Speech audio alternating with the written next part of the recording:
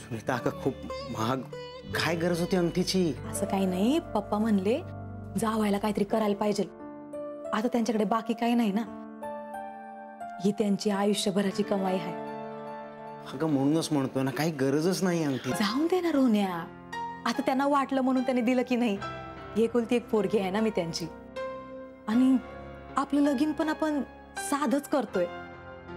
नाहीतर उसन उधारी घेऊन लई मोठं लगीन करायचं होतं त्यांना.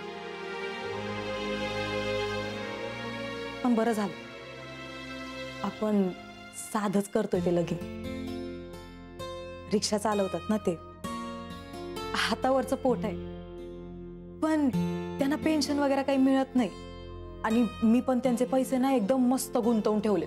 हा म्हणजे ना अजून 5 वर्षांनी काही रिक्षावर जायची गरज नाही त्यांना. घर बसल्या पॉलिसीचे पैसे मिळतील. म्हणूनच मी म्हणत होतो ना, एवढ्या महागाची अंगठी घेण्याची काही गरज नाही. होण्या असू दे रे, आता आपलं लगीन होतंय ह्यातच त्यांचं समाधान आहे. मला माहितीये काय म्हणले, की आता तुमचं लगीन होतंय ना, मग मी डोळे मिटायला एकदम मोकळा. त्यावर मम्मी काय म्हणली माहितीये का? काय म्हणली?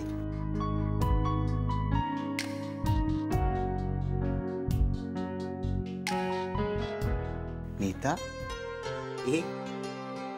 तू लाजतेस? काय म्हणली मम्मी? नाही काय नाही. नाही नाही कसं, सांग ना प्लीज.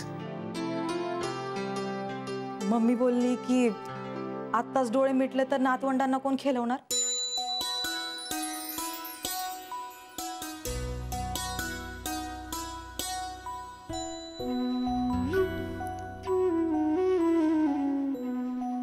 पप्पांना नातवंडांची लई आवड आहे. आणि तुला?